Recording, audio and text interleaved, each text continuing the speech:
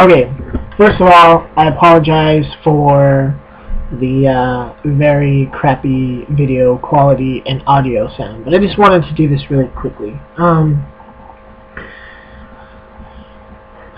This is a response to Caterson7. I'm a long-time fan, subscriber, and I sort of wanted to share you my story. I was arrested once, and I was innocent. You know, there's nothing that can make having to go through that better. I remember how upset I was, and you know, now I look back at it, and you know, the thing that I wanted to tell you was it was a horrible experience, and nothing will ever change that. But that days from now, it is a great it will be, a great conversation speech, or something to talk about. You know, you'll bring it up, you'll be able to tell your friends you were arrested, and you know, but nothing ever changes how crappy it feels when it happens. I got a ticket once for not turning my turn signal, and I went to court. I paid it. I did everything I was supposed to do. Months later, I get pulled over in another town, in another county, and I think I'm just getting a ticket for speeding. I have no idea what's going on. So the officer asks me to step outside of the car. He's got his hand on his gun, things like that. I'm acting, you know, I'm wondering what is going on. Why do you have to have your hand on your gun? He leads me to the back of the car. Okay, now I'm at the back of the car. He shoves me into the trunk. Okay, my face is on the trunk. I have no idea what's going on. I'm not screaming. I'm not doing anything. I am just kind of going with it. I don't know what's going on. I know something's wrong. I know someone thinks I'm someone I'm not, something like that.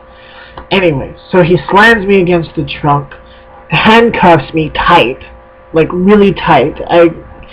If I remember anything physically about all of that, I don't remember how hard he hit me on the trunk, but I remember how tight those handcuffs were and how uncomfortable it was.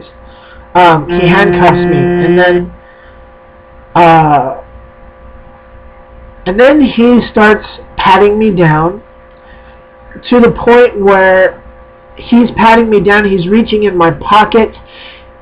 Earlier that day, I had a Hershey's Kiss, and I took the little wrapper, crumbled it up into a little circle, and I put it in my pocket. He pulls this little dot out and says, "What's in here, sir?" Like I have heroin in it, or, you know, like some kind of super drug that you can get high off of in very small volumes. Well, anyways, he pulls it out. He's like, "What's this?" He unwraps it, and I said, "It's nothing. It's nothing." And I proceed to try to tell him, "Look, something is wrong. Can I please figure out like what's going on?" And he says no. He says he doesn't inform me what I'm being arrested for, charged for, nothing. He doesn't tell me a single thing. He hasn't read me my rights, and he definitely has not been courteous at all. His name was Officer Gunn, and he was very cocky and power, you know, hungry. He really thought he was cooler than he was. And so they put me back into the back of the car of his arresting vehicle, the cop car, and I just stay quiet because I know I'm just going to cooperate. I'm going to find out what's going on at some point, and I'm not going to try to make this situation worse. The cop proceeds to insult my situation even more by listening to Snoop Dogg on the way to the county jail. Listening to Snoop Dogg. he also stops on the way to talk to his friends, other cops and stuff like that. And because he made all these stops along the way, he got me to the county jail at 6 p.m. Not 5 p.m.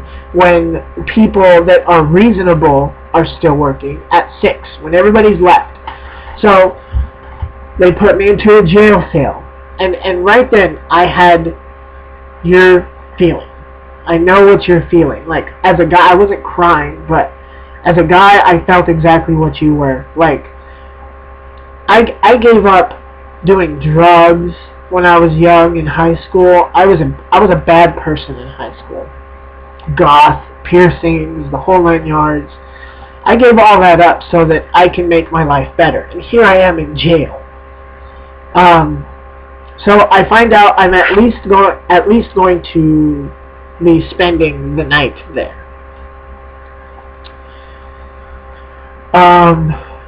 Because it's after 5 p.m. There's nobody that could talk to me, nobody that could do anything with me. So I spend the night there. I spend a whole night there. To top it off, it was Friday. So I was going to spend Saturday and Sunday there.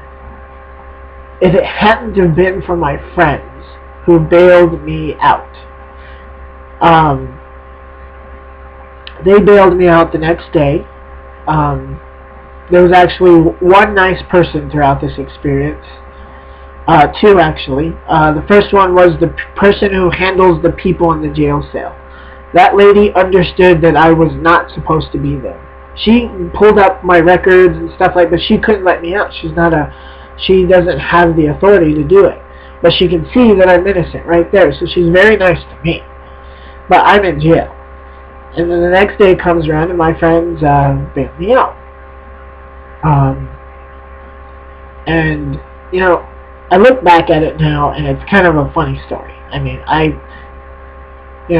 people bring up like, oh, I got arrested and I was in jail. And it's kind of a funny story to tell, but it's not really funny.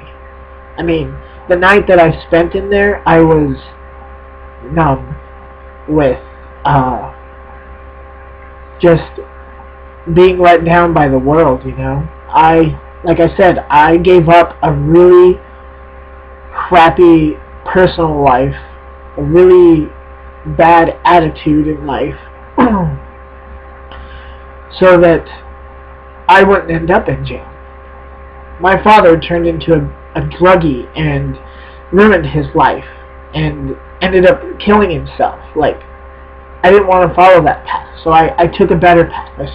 I relocated, I went to a different school, I ditched my friends, I started getting better grades and things, I tried to go to college, I totally turned my life around, and here I am in jail, taken there without having my rights read to me or any courtesy given to me. What I'm charged with, nothing is explained to me. The guy listens to Snoop Dogg, acts like a rapper the whole time, insults me, doesn't get me there by 5 p.m. to find out whether or not what I'm saying is true, that there's something else, something is wrong, because I haven't earned being arrested. You know, the whole time I was thinking I must have, like, downloaded something on my computer and they figured it out. You know, like, back then, like, you know, you downloaded MP3s from Napster and stuff. I was like, great, I'm, like, in big crap because I did that. The whole time I thought that was what was going on. I didn't even know. And you know what it was? My turn signal. It was just my turn signal. That ticket was still in the system, even though I had paid for it, gone to court for it, dealt with it. I remember I always double check to make sure that my tickets are handled and paid for. The one mistake I made was I didn't keep the receipt in my car. I don't think it would have mattered. I don't think he would have listened. But yeah, I know how you feel. Mine wasn't even like a genuine accident, you know. It was just a really very bad experience.